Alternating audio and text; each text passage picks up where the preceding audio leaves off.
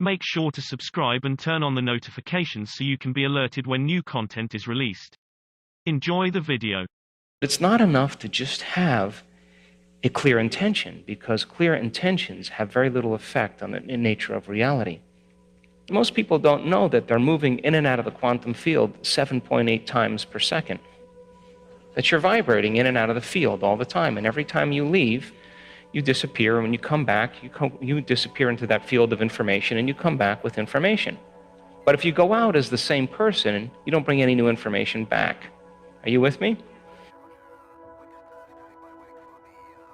If you look at quantum physics, the physics of possibility, it's really talking about the spiritual aspect of ourselves, because you couldn't explain a miracle, you couldn't explain a biological process, you couldn't explain a simple healing of a cut at this point without understanding the quantum model of reality. And that there are particles, which are matter, it's you and I, and everything in this physical world, and then there's energy. And that energy has a consciousness, it has an awareness, and that energy is a field of information that we are an extension of, that we have access to. And that we spend so much of our life looking outside of ourselves instead of looking inside of ourselves. And that we are really conditioned to look just for particles and matter instead of energy and information. And truly, when people reach the end of their beliefs or they're facing crisis in their life, that's the moment they start to turn within and start to ask the bigger questions.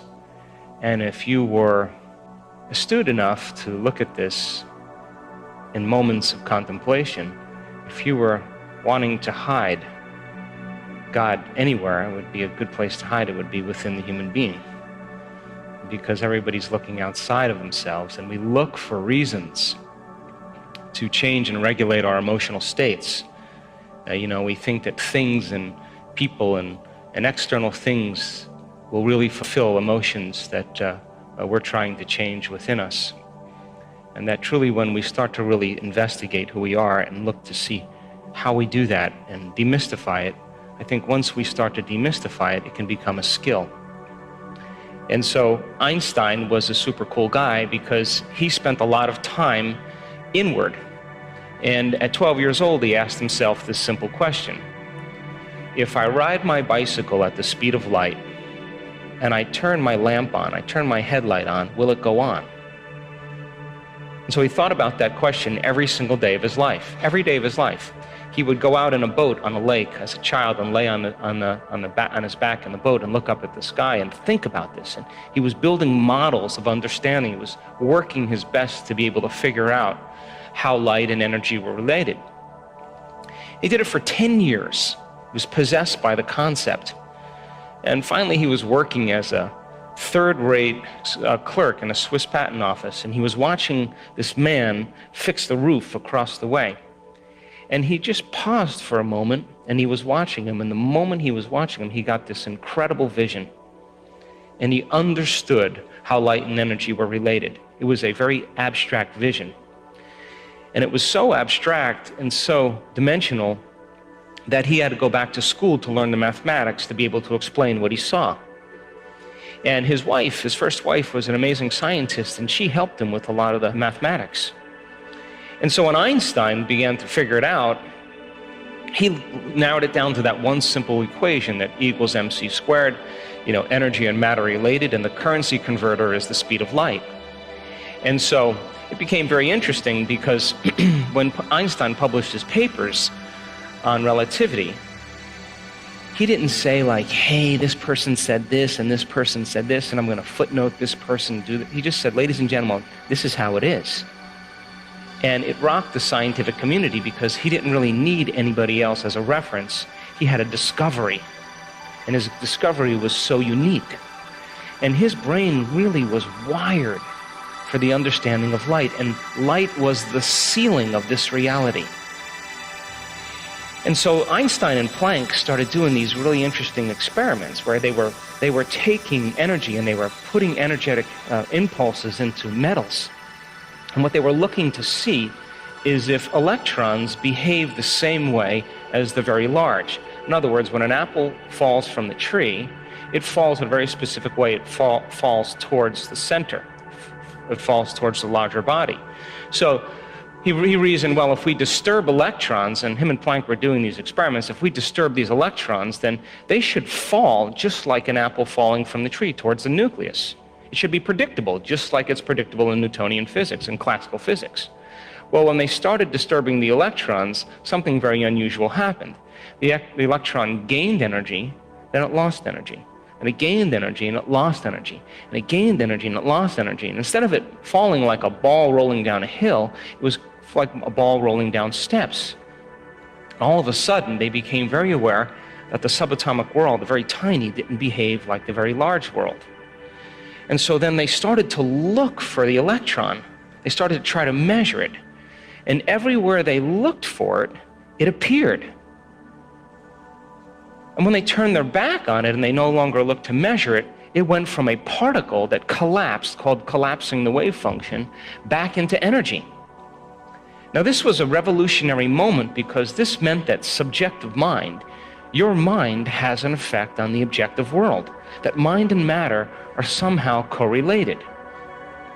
And so this birth of quantum physics came along, and this quantum physics experiments say that you cannot do a quantum physics experiment without an observer around. In other words, a mind always has to be present because it will influence the outcome. You with me? So now, that invisible field of spirit, that invisible field of information and energy, somehow you, as an individual, can influence the nature of reality with your mind. So now, Einstein had a lot of trouble with this because he said, God doesn't play dice and it doesn't work like this, but his brain was wired for light. And so he had the abstraction and he was getting the download of information, understanding the field of light. And the quantum physicists were saying, well, actually, there's a field of information beyond space and time, beyond light, where everything is unified. And you can take two photons that have been somehow related in a specific atom and shoot them to the opposite ends of the universe. And the moment you affect one photon at the exact same time, the other one is affected. So they were being connected or affected in a realm faster than the speed of light. In other words, it would take time if you affected one for the other one to be affected. But if they were beginning to be affected at the exact same time, they were connected in a realm beyond physical reality. Are you with me? And so when the movie What the Bleep came out, and we basically made an effort to show that your mind has an effect on reality, and that in order for you to begin to change your reality, you got to change your mind and change the way you live your life. And we wanted people to become inspired by the process of creation, really give it a shot. And that independent of your gender, of your race, of the color of your skin, of your intellectual ability, independent of your past, independent of your age, that on some level we are all divine creators, and that these models of reality that have separated individuals have all been built on human beings living in a very limited state of mind.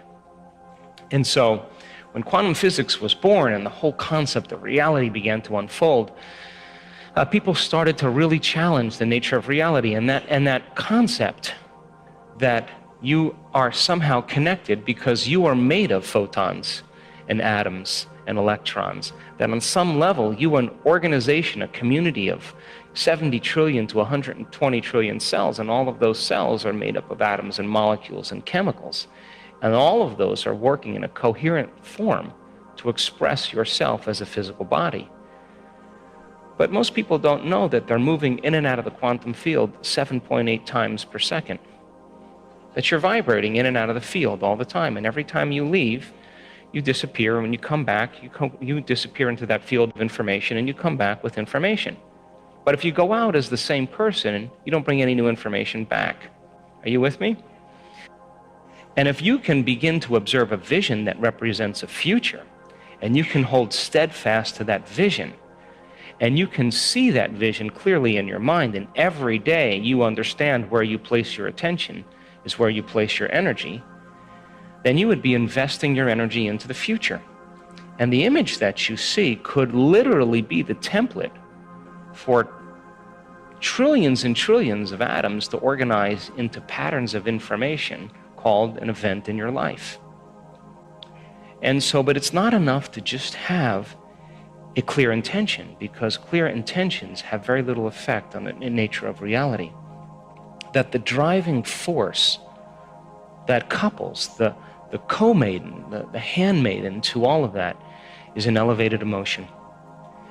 And so when you combine that clear intention with an elevated emotion, it is the elevated emotion that begins to amplify the field around your body. And in that moment, you become more energy and less matter. And if you understand then that the emotion then is the handmaiden to the creative process, that means that you would have to feel whole before your healing. That would mean that you would have to feel abundance before your wealth. That means you would have to feel awe before the mystical moment. That would mean you'd have to feel love before your new relationship. That would mean you'd have to feel empowered before your success. And that means then when we do this properly, then we're no longer functioning as materialists. We are literally functioning as quantum minds. And only when you're truly conscious and truly aware are you beginning to affect the nature of reality. And taking small moments in your busy life to understand that when your consciousness merges with a greater consciousness, when you're connected to Source, you will emulate the divine. And how would the divine live if it was you? Thanks for listening.